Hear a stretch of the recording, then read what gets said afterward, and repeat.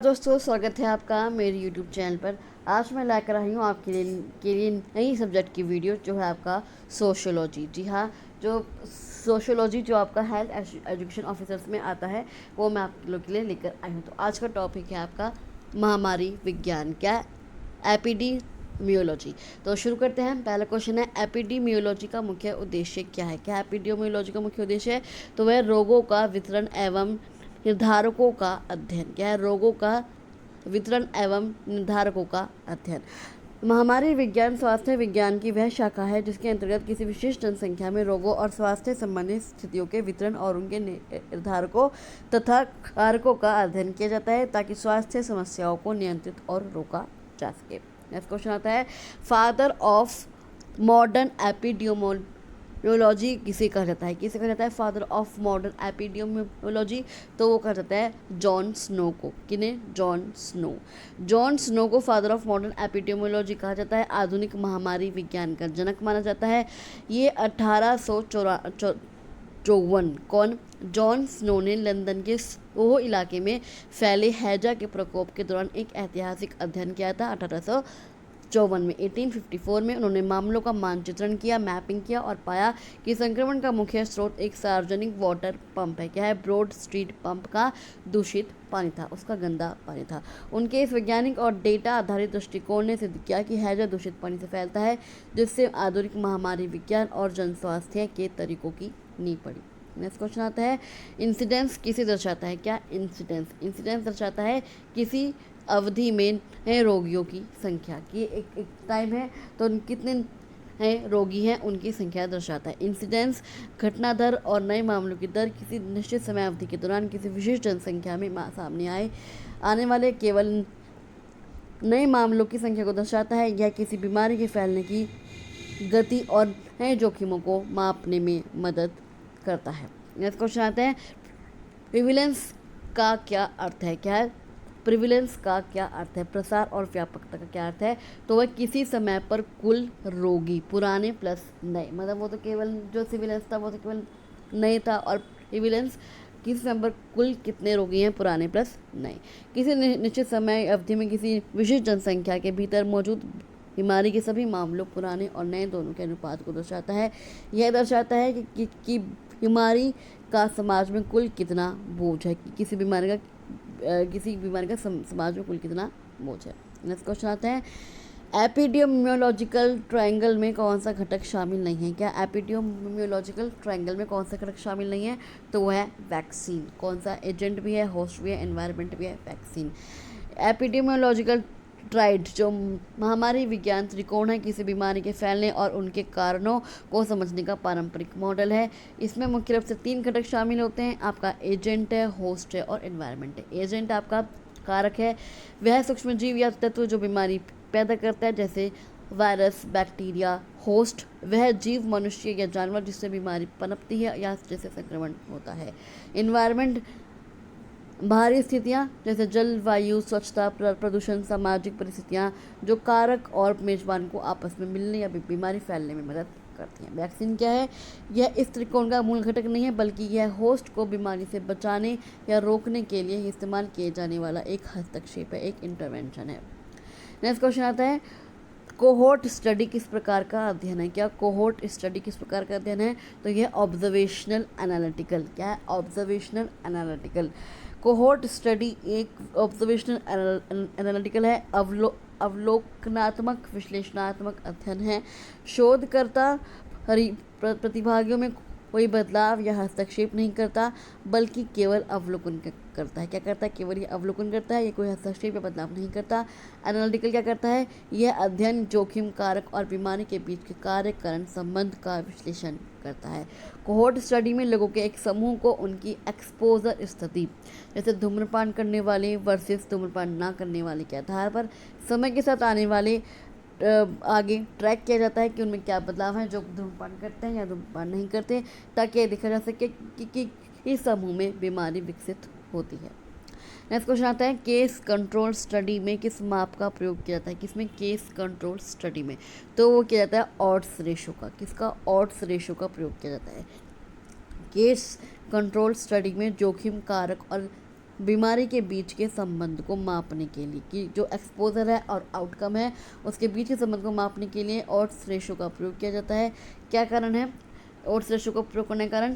Case control study एक retrospective अध्ययन है। क्या है? एक रेट्रोस्पेक्टिव अध्ययन है, एक पक्ष व्यापी अध्ययन है। इसमें हम बीमारी से ग्रसित व्यक्तियों और स्वस्थ व्यक्तियों का चयन करके पीछे मुड़कर देखते हैं कि उनकी जोखिम कारक की उपस्थिति क्या है। चूँकि इस अध्ययन में नए मामलों की दर की गणना सीधे नहीं की जा सकती, इसलिए इसमें रिलेटिव रिस्क की जगह ऑड्स रेशो निकाला जाता है, जो रिलेटिव रिस्क का ही एक अनुपात प्रदान करता है। नेक्स्ट क्वेश्चन आते हैं, रिलेटिव रिस्क मुख्यतः किस अध्ययन में प्रयोग किया जाता है? किस प्रयुक्त होता है रिलेटिव रिस्क, किस अध्ययन में प्रयुक्त होता है? तो वो होता है कोहोर्ट स्टडी। किसमें? Cohort study. जो हमें बताया था कि जो दोनों का अध्ययन करते हैं कि जो धूम्रपान करते हैं या धूम्रपान नहीं करते।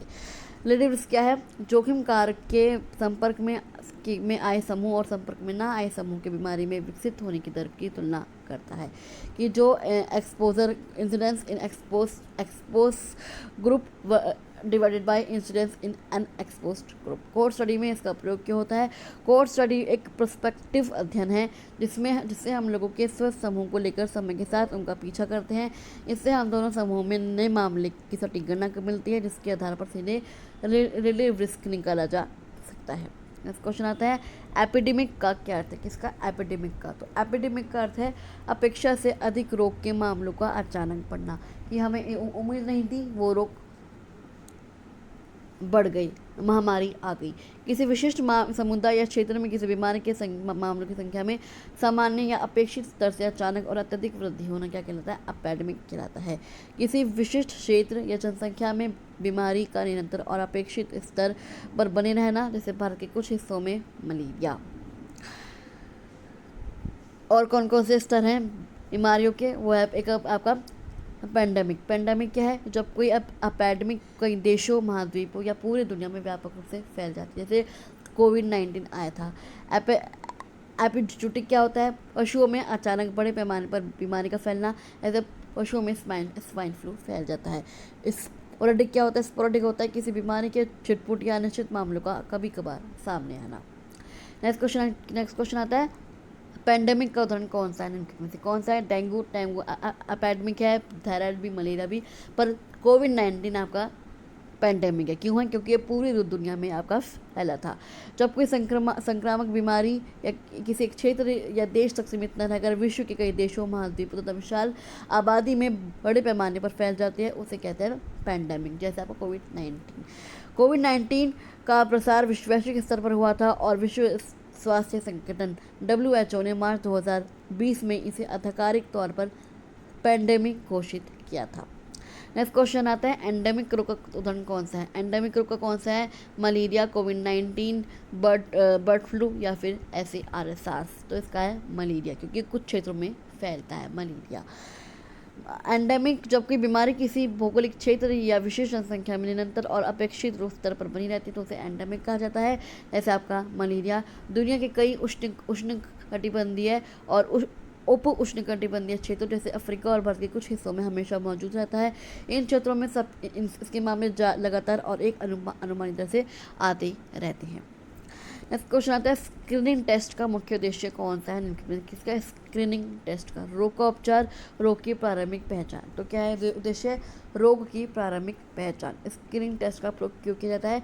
इसका मुख्य उद्देश्य किसी लक्ष्यहीन जनसंख्या में किसी छिपी हुई प्रारंभिक चरण की बीमारी की शीघ्र पहचान करना होता है, ताकि समय रहते इलाज शुरू किया जा सके और गंभीर परिणामों को रोका जा सके। तो सबका ही स्क्रीनिंग टेस्ट होता है कि पहचान किया जा सके किसे ये रोग है। स्तन कैंसर की शीघ्र पहचान के लिए मैमोग्राफी की जाती है, कि अगर आपको स्तन कैंसर तो शीघ्र पहचान के लिए मैमोग्राफी की जाती है। गर्भाशय, ग्रीवा के लिए अगर सर्वाइकल कैंसर है तो पैप्समियर या मधुमेह। अगर डायबिटीज़ है तो ब्लड शुगर की टेस्ट की जाती है। अगर डायबिटीज़ है तो सबसे पहले ब्लड शुगर का टेस्ट किया जाता है, तो उसे स्क्रीनिंग टेस्ट कहा जाता है। अब स्क्रीनिंग टेस्ट में और डायग्नोस्टिक में क्या अंतर होता है? तो स्क्रीनिंग टेस्ट क्या होता है? यह अस्वस्थ महसूस न करने वाले लोगों पर किया जाता है। कि वो स्वस्थ है, लेकिन उनका स्किन टेस्ट किया जाता है कि पक्का निदान नहीं है, ये बीमारी केवल संभावना है। और जो डायग्नोस्टिक टेस्ट होता है वो क्या होता है, ये लक्षण वाले या स्क्रीनिंग में पॉजिटिव आए लोगों पर बीमारी की पुष्टि के लिए किया जाता है। भाई स्किन टेस्ट की एक संभावना है बीमारी की, और जो डायग्नोस्टिक टेस्ट है वो आपकी बिल्कुल कंफर्म है। नेक्स्ट क्वेश्चन आता है, सेंसिटिविटी का संबंध किससे है? किसका सेंसिटिविटी का संबंध किससे है? तो वो है रोगी की सही पहचान। क्या है? रोगी की सही पहचान। किसी टेस्ट की वह क्षमता होती है जिससे वह वास्तव में बीमारी से ग्रसित व्यक्तियों को सही तरीके से पॉजिटिव पहचान सके। अगर उच्च सेंसिटिविटी है तो वाला टेस्ट बहुत कम मामलों को छोड़ता है, यानी फॉल्स नेगेटिव बहुत कम होते हैं। क्या है स्पेसिफिसिटी? इसे स्पेसिफिसिटी कहा जाता है किसी टेस्ट की वह क्षमता है जिससे उन लोगों को सही तरीके से नेगेटिव पहचान सके जिन्हें बीमारी नहीं है। नेक्स्ट क्वेश्चन आता है, स्पेसिफिसिटी का संबंध किससे? किसका स्पेसिफिसिटी का संबंध किससे? तो वो है स्वस्थ व्यक्ति की सही पहचान, कि स्वस्थ व्यक्ति को पहचान जा सके कि स्वस्थ है या फिर नहीं। किसी स्क्रीनिंग या डायग्नोस्टिक टेस्ट की वह क्षमता होती है जिससे वह वास्तव में बीमारी मुक्त या स्वस्थ व्यक्तियों को सही तरीके से नेगेटिव पहचान सके। उच्च स्पेसिफिसिटी वाला टेस्ट झूठे पॉजिटिव मामले को रोकता है, यानी वह स्वस्थ लोगों को गलती से बीमार नहीं बताता। अगर रोगी की पहचान करनी है कि यह सेंसिटिविटी से संबंधित है जो वास्तव में बीमार लोगों की पहचान करती है, और जो स्वस्थ व्यक्ति की पहचान करती है वो आपका स्पेसिफिसिटी है जो वास्तव में स्वस्थ लोगों की पहचान करती है। नेक्स्ट क्वेश्चन आता है, एपिडेमियोलॉजी में होस्ट का क्या अर्थ होता है? अभी बताया था होस्ट का क्या होता है कि जिसे बीमारी है, वह व्यक्ति और जीव जिसमें रोग विकसित होता है। हमारे विज्ञान में होस्ट वह मनुष्य या जानवर होता है जो किसी संक्रामक कारक को अपने शरीर में रहने या पनपने का स्थान देता है और जिससे बीमारी विकसित होने की संभावना होती है। किसी व्यक्ति की उम्र, लिंग, आनुवंशिकी, प्रतिरक्षा प्रणाली और जीवन शैली की विहता करती है कि वह किसी बीमारी के प्रति कितना संवेदनशील है। तो चलिए आज के लिए बस इतना ही। आई होप आपको ये MCQ की वीडियो अच्छी लगी होगी। अगर आपको MCQ की वीडियो अच्छी लगी तो आप इस वीडियो को लाइक कर सकते हैं, शेयर कर सकते हैं और उस को सब्सक्राइब करके ज़रूर जाइएगा और मुझे बताइए आपकी वीडियो कैसी लगी। तो चलिए मैं आपको मिलती हूँ अगली वीडियो में, तब तक के लिए थैंक यू सो मच।